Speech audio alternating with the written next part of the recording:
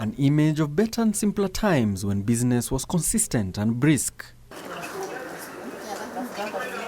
A sharp contrast as compared to today for traders that import their wares from abroad and specifically China.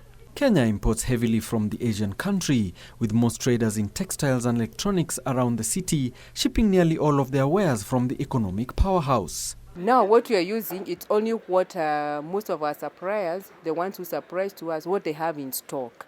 In this, the stock are going down to an extent that by next week or the few days, you will not be able to supply because there's nothing to supply. Yeah, and also most of my big clients have already closed down for 14 days or 1 month.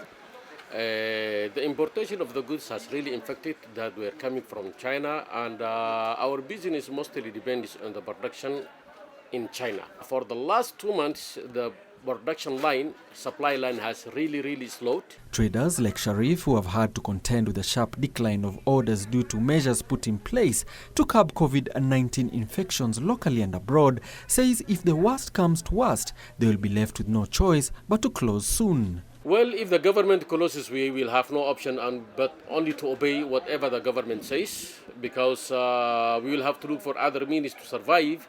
But we cannot come against the government because that's our government.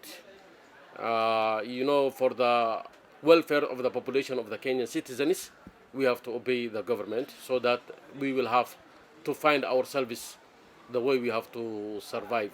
As Kenya's annual import bill stands at about 1.76 trillion shillings, of which 307 billion shillings, or about 21% of Kenya's total imports, are sourced from China, traders are appealing to the government to find a way of safeguarding against loss by businesses, even if it means unveiling a stimulus package for SMEs.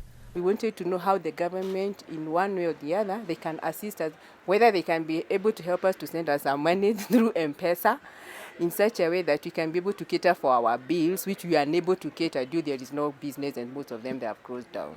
Meanwhile, the coronavirus pandemic continues to record infections globally, thus resulting to the closure of factories and ports and in turn causing tremors in business circles.